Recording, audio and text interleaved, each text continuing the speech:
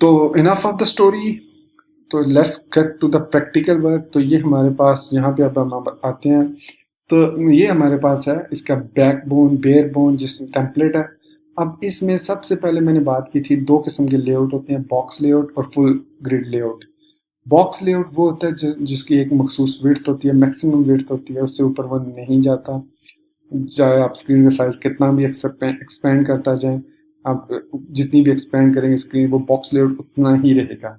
तो अगर आपने बॉक्स लेआउट बनाना है तो आप उसके लिए एक डिव बनाएंगे, डॉट कंटेनर या सिंपल डॉट कंटेनर लिखेंगे। अब मैं यहाँ पे एमिट कोडिंग यूज़ कर रहा हूँ, या जिसको जेन कोडिंग भी कहा जाता है। तो अगर आपने मेरा उस video tutorial Zen how to use और हाउ टू क्रिएट और how to use Zen coding नहीं देखा, तो ऊपर अभी आपको उसका लिंक नज़र आएगा, तो आप उसको देख सकते हैं और इससे फ़ायदा उठा सकते हैं। तो यहाँ पे मैंने एक कंटेनर लगाया। अब इसके अंदर मैं एक H1 लगाता हूँ, सॉरी H1 लगाता हूँ, और उसके अंदर लिखता हूँ हेलो वर्ल्ड, जैसे पहले लिखा हुआ था। अब आप डिफरेंस देखिएगा कि यहाँ पे मैंने ये लिखा, इसको ओपन इन ब्राउज़र किया तो यहाँ पे हेलो वर्ल्ड, यहाँ पे गैप नज़र आया आपको।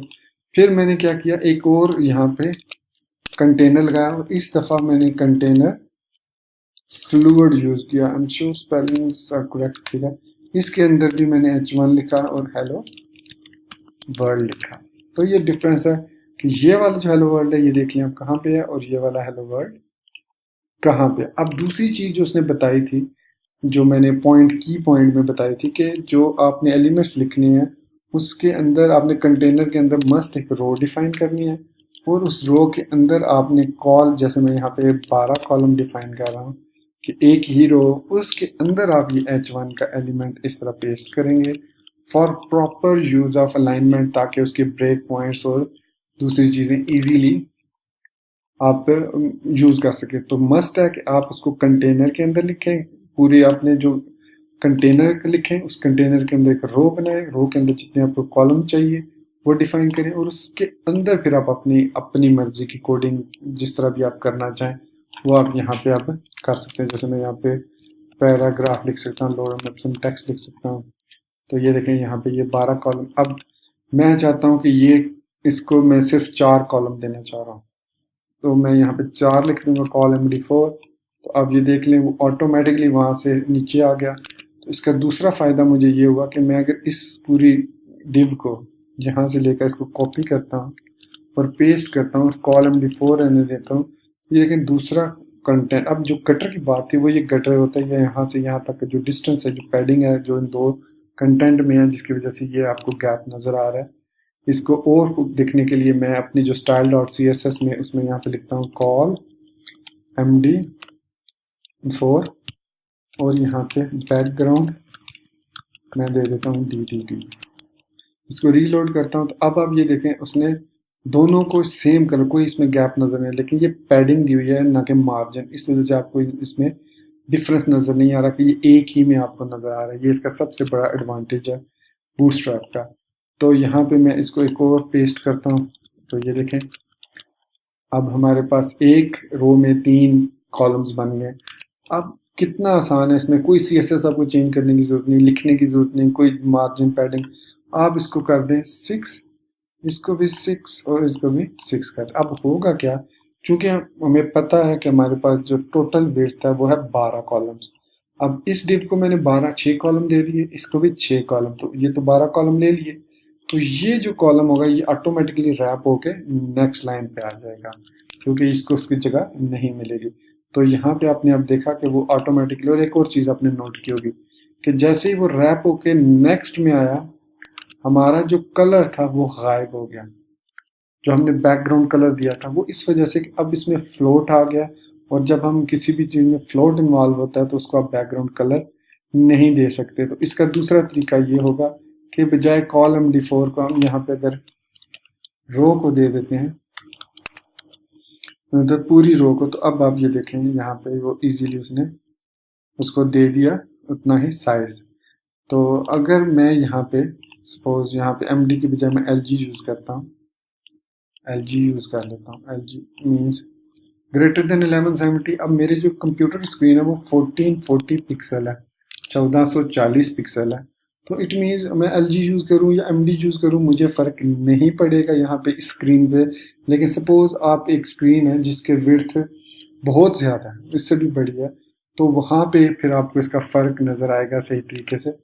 लेकिन यहाँ पे LG अब मैं यहाँ पे लिखता हूँ कॉल LG पे तो 6 रखो, लेकिन कॉल MD पे अब मैं नेस्टिंग भी कर एक से ज़्यादा क्लासेस भी यूज़ कर सकता हूँ। कॉल MD पे 4 रखो, कॉल MD पे 4, कॉल MD पे 4। अब मैंने जब इसको रन किया तो आप अभी भी देख रहे हैं कि ये कॉल MD पे नहीं है बल्कि कॉल LG पे है। मतलब मेरी जो स्क्रीन है वो 1170 पिक्सल जो मैंने अभी आपको यहाँ पे बताया था, शायद आपको याद हो कि यहाँ पे था, आई एम श्योर यहीं पे था, आई थिंक हाँ यहाँ पे मैंने आपको बताया था कि जब आप रैप करते हैं तो रिस्पॉन्सिव ये तो 750 से लेकर 9 मतलब 750 पिक्सल से लेकर 969 पिक्सल तक कॉल SM है और 970 से लेकर 1169 तक कॉल MD है।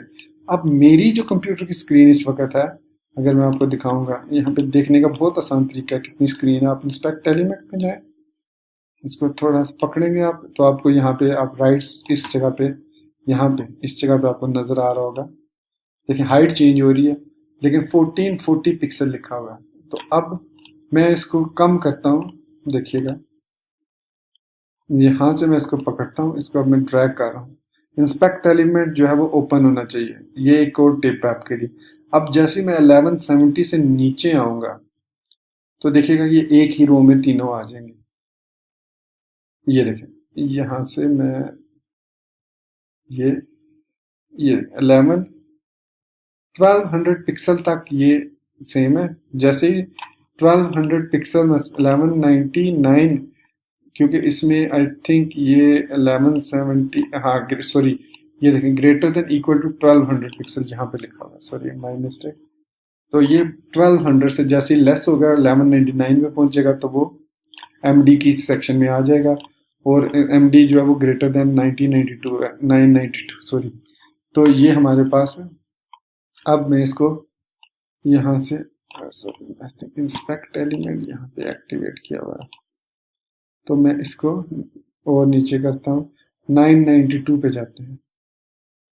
992 ये देखें 992 पे जब हम गए तो यहाँ पे ये यहाँ तक ये 3 कॉलम है और जैसे इससे 999 92 से 992 से हम एक स्टेप भी नीचे हुए 991 हुए तो उसने क्या कर दिया, अब इस पे जो है SM वाली क्लास अप्लाई होगी। मतलब SM यहाँ पे चूंकि हमने डिफाइन नहीं किया हुआ कि SM में कितना साइज हो, तो इसका ऑर्डर ये होता है कि सबसे जो बड़ी आप हमेशा बाद में लिखेंगे, इस तरीके से आपने लिखने LG फिर MD फिर SM। अब मैं यहाँ पे लिख देता हूँ कि कॉल SM पे भी 4 होना चाहिए, तो यहाँ पे मैं कॉल SM लिख देता हूँ, कॉल SM पे भी 4 होना चाहिए, कॉल SM पे भी 4 होना चाहिए। ठीक है, अब इसको रीलोड करता हूँ तो अब ये देखें अब कॉल SM पे भी ये 4 है। तो कॉल SM का ब्रेक पॉइंट कहाँ पे है, इसको मैं आपको ये कॉल SM का 768 तक greater than equal to 768 pixel. तो 767 पे जैसे ही पहुंचेगा वो उसको कंसिडर करेगा एक्सेस में। तो ये देखें अभी हम नीचे जा रहे हैं, अब ये 752 768 और ये 767 पे जैसे हम गए तो ये इसने कंसिडर कर लिया इसको कि ये अब इस पे एक्सेस वाला स्टाइल लगेगा। तो ये अब यहाँ से लेकर ये यहाँ तक नीचे जहाँ तक भी जाएंगे आप, ये हमारे पास एक्सेस स्टाइल लगेगा। आप एक्सेस पे भी इसको करना चाहें, सपोज मैं कहता हूँ भी एक्सेस पे मैं इसको कर देता हूँ कॉल एक्सेस 6, कॉल एक्सेस 6 और कॉल एक्सेस 6, वही जो हमने रूल दिया था LG पे, सॉरी यहाँ पे मुझे LG पे भी यहाँ पे लिखना है कॉल LG। ये ध्यान में रखिएगा कि आप हमेशा जो सबसे बड़ी क्लास है LG, सबसे बड़ी स्क्रीन है, फिर उससे छोटी स्क्रीन, फिर उससे एक ऑर्डर में लिखिएगा। और जो आपने अपनी कस्टम क्लास लिखनी थी वो आपने यहाँ पे नहीं लिखनी बल्कि वो यहाँ पे आपने लिखनी है एंड पे, कोई भी आपने कस्टम क्लास ऐड करनी है अगर तो यहाँ पे हम इसको रीलोड करते हैं। अब मैं नीचे जाता हूँ, 768 से नीचे जाएंगे तो ये देखिए 760, ये अब 768 से जैसे हम नीचे गए तो आपने देखा कि मैंने यहाँ पे 6 कॉलम और नेक्स्ट 6 कॉलम नीचे आ गया। तो यहाँ पे और नीचे जाते जाएंगे। अब ये इस तरीके से हो गया, बिकॉज अब स्टैक ऑर्डर में वो अगर रिक्वायरमेंट है कि यहाँ तक, अब ये यहाँ तक खूबसूरत लग रहा है बेटर, लेकिन जैसे ही मतलब एक लिमिट है 5, अगर हम यहाँ पे 568 या 575 से नीचे जाते हैं जैसे ही, तो इट डजंट लुक गुड। यहाँ पे 400 या 480 कह लो आप यहाँ से। तो इसके लिए हम क्या कर सकते हैं, व्हाट शुड वी डू? तो इसके लिए हमें ये 480 है तो ग्रेटर देन या लेस देन इससे 480 हो, मैक्सिमम उसकी जो हाइट है जैसे उन्होंने यहाँ पे डिफाइन की हुई है यहाँ पे कि जब 75 से और मतलब ग्रेटर देन इक्वल टू 76 हो और ये है लेस देन 768 पिक्सल, तो लेस देन ये है तो अब लेस देन 480 हम डिफाइन कर सकते हैं अपनी। तो इसका तरीका ये होता है कि अब हम अपने style.css में जाएंगे, यहाँ पे लिखेंगे @media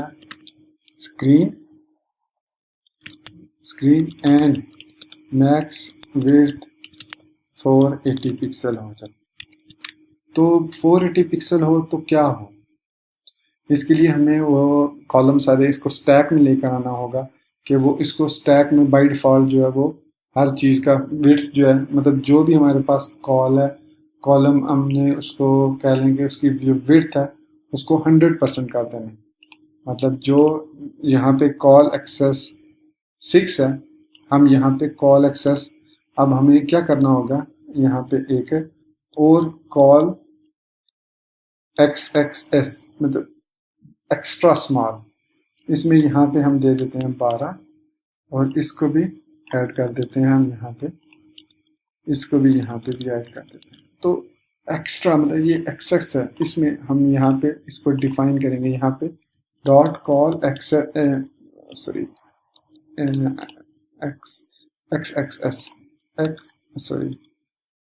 XXS 12। अब यहाँ पे हम इसकी विड्थ 100%, फ्लोट नन या फ्लोट हम क्लियर बोथ भी कर सकते हैं, यहाँ पे क्लियर बोथ कर देते हैं। अब हम इसको रीलोड करते हैं तो ये क्लास उसी वक्त एक्टिव होगी, ये वाली हमारी कॉल एक्सेस 12, जब ये विड्थ जो है मैक्स विड्थ 480 पे पहुंचेगा। तो इसको टेस्ट करते हैं, यहाँ से मैं इसको यहाँ तक लाया, लुकिंग गुड। अब जैसे ही हम 480 पे पहुंचे तो आप ये देख लें कि हमारा जो है वो विड्थ जो है वो 12 पिक्सल पे मतलब 12 कॉलम पे चला गया वापस। तो इस तरीके से हम कस्टम CSS बना के अपनी स्टाइलिंग बना के उसको अपनी मर्जी से चेंज करना चाहें जो भी चीज़, तो हम इस तरीके से इसको ओवरराइड करते हैं। यहाँ तक अगर आपको लगता है कि सपोज 580 तक ठीक है, मतलब 580 से ऊपर जो स्क्रीन है यहाँ से अब इसको हो जाना चाहिए या 500 से हो जाना चाहिए।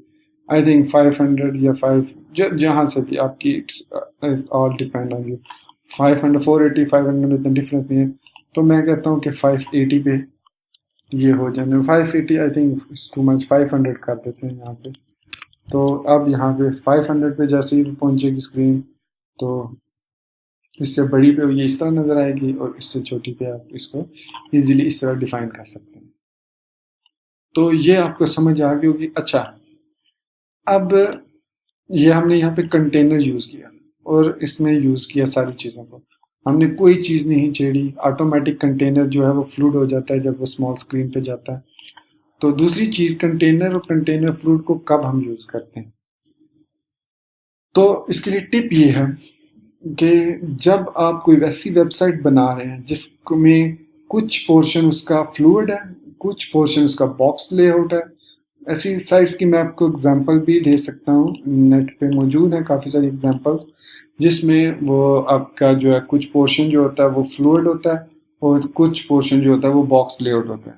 इसकी सबसे मैं बेहतरीन एग्जांपल आपको ये देता हूँ कि सपोज आप एक ऐसी साइट बना रहे हैं जिसका जो कंटेंट एरिया है वो बॉक्स लेआउट है जैसे ये वाला, लेकिन जो उसका हेडर और फुटर है वो हमारे पास है फुल विड्थ, जिसमें हमने मेन्यू वगैरह और अपने आइकन और लोगो वगैरह ऐड किया। तो हम सॉरी ये I am sorry for that. अच्छा, तो इसके लिए तरीका ये होगा, ये कंटेनर चलो कंटेंट हो गया, अब यहाँ पे हम एक कंटेनर फ्लूइड ऐड कर देते हैं।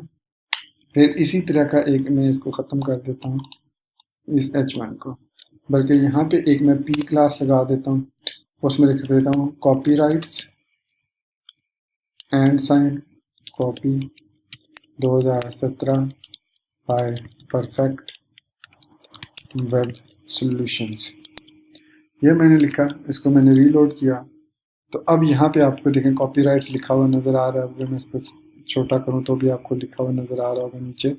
इसी तरीके से अब मैं चाहता हूँ ये सेंटर में हो, तो हमें इसके लिए कोई CSS लिखने की ज़रूरत नहीं।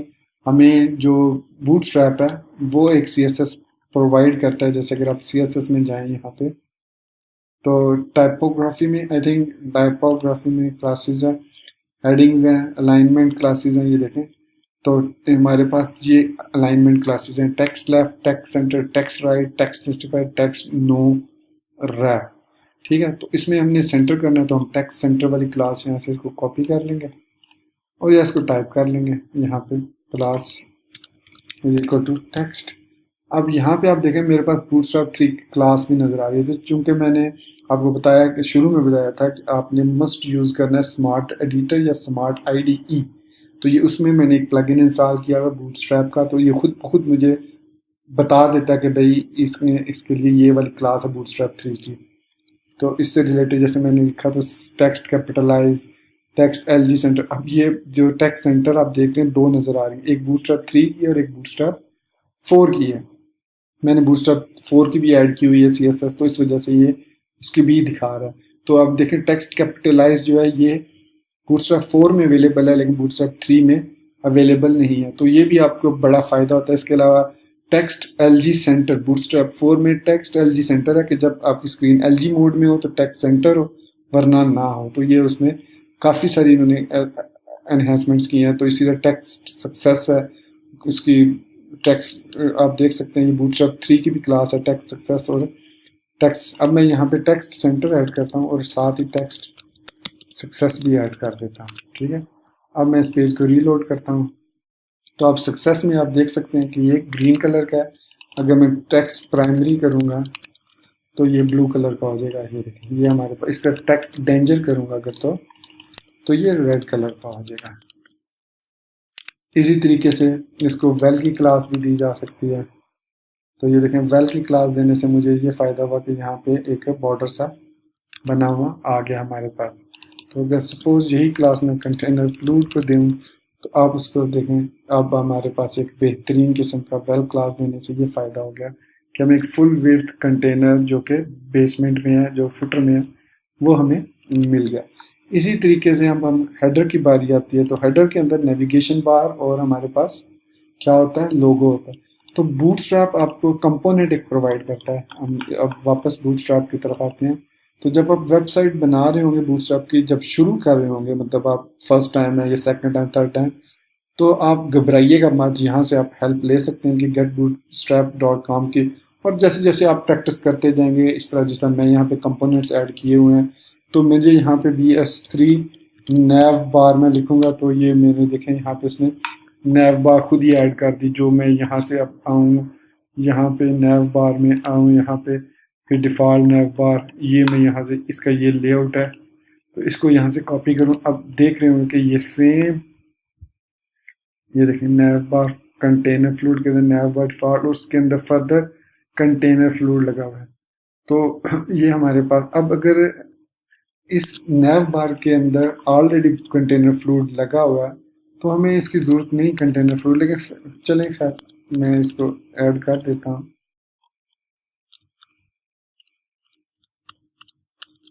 BS3 नैव बार ये हमने ऐड किया। मैं इस पेज को रीलोड करता हूँ तो ये देखें हमारे अब आप यहाँ पे देख रहे होंगे स्पेस आ रही है, जबकि नीचे जो फुटरेस्ट में नहीं है।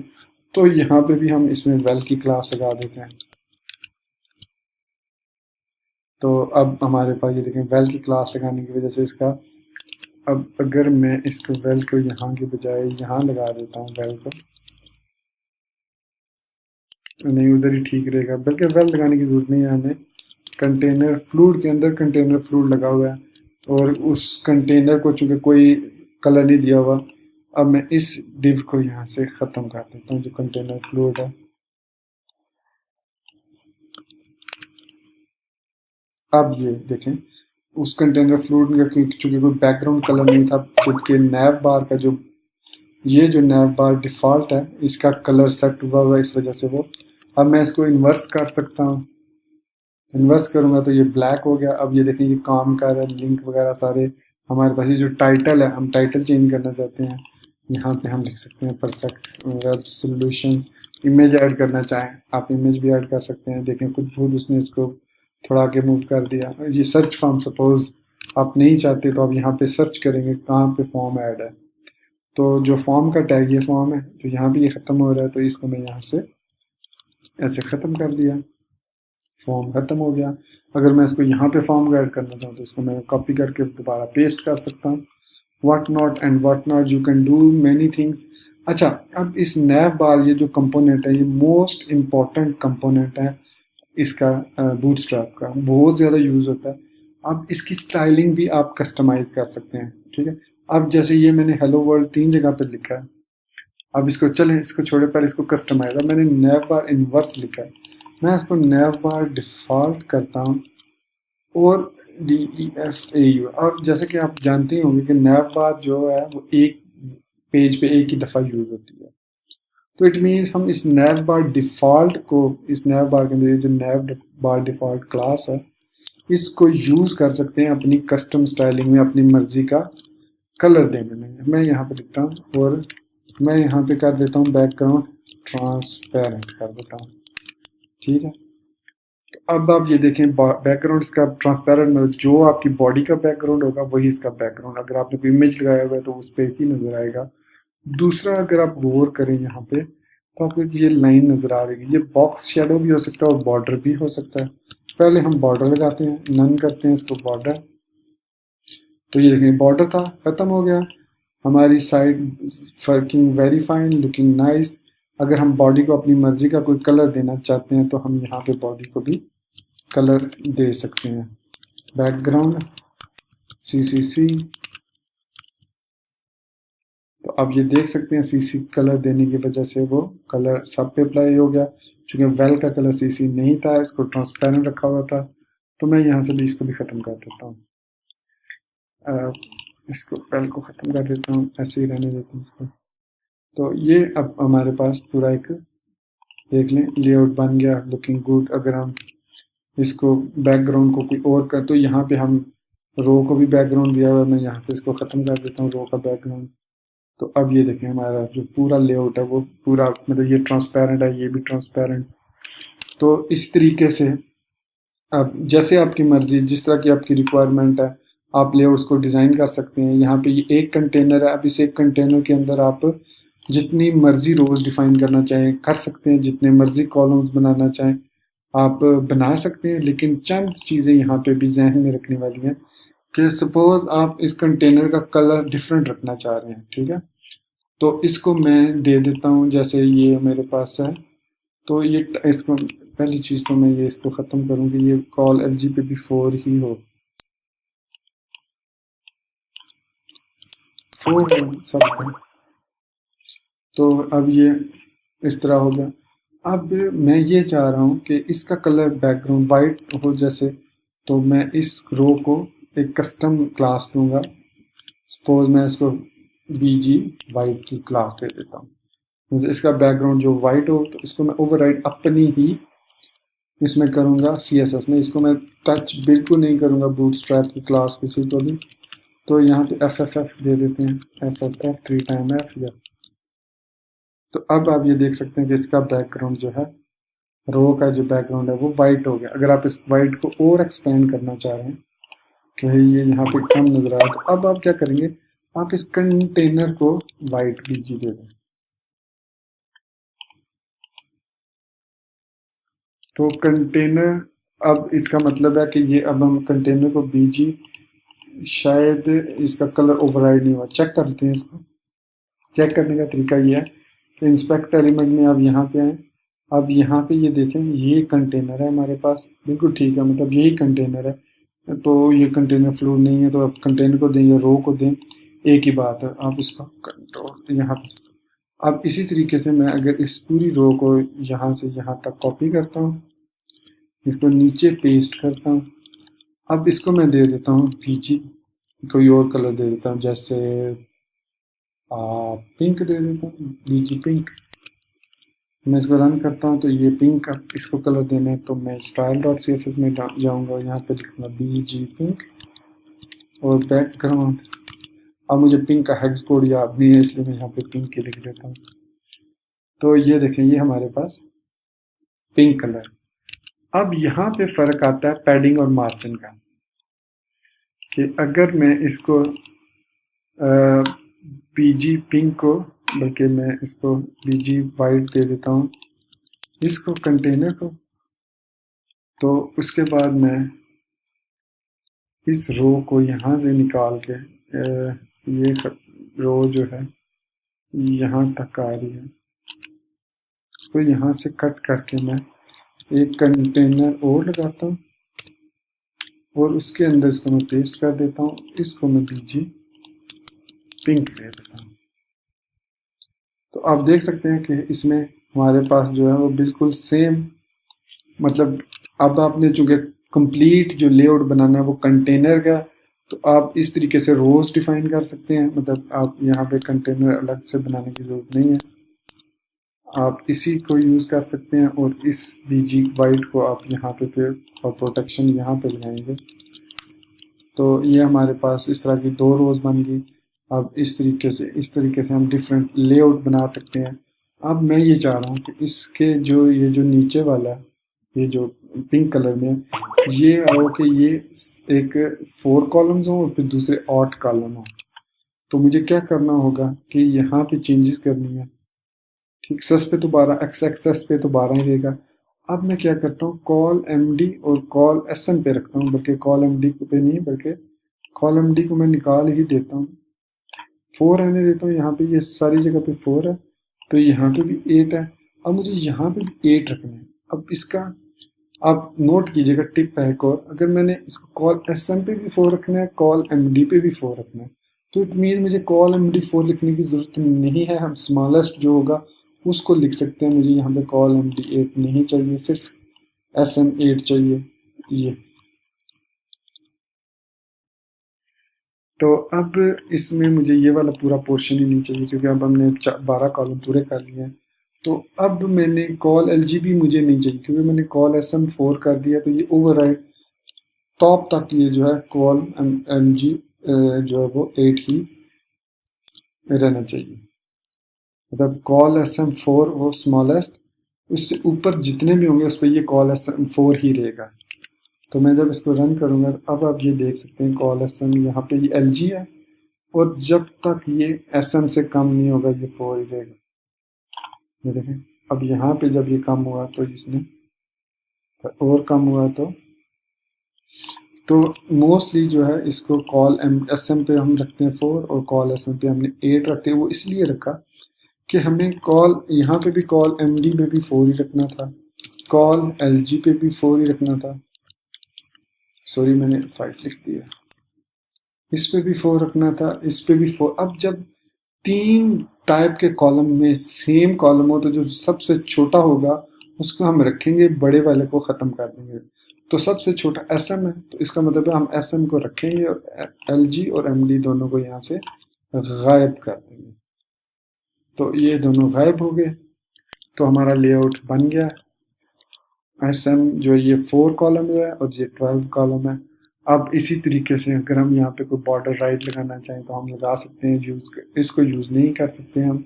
हाँ, इसको ग्लोबली यूज़ करना चाहें तो यूज़ कर सकते हैं। तो इसका तरीका ये कि कॉल अगर हमने बॉर्डर लगाना है तो मैं यहाँ पे आऊँगा और यहाँ पे डॉट कॉल XXS 12 को मैं कॉल करूँगा और यहाँ पे बॉर्डर राइट कर दूँगा 2 पिक्सल्स सॉलिड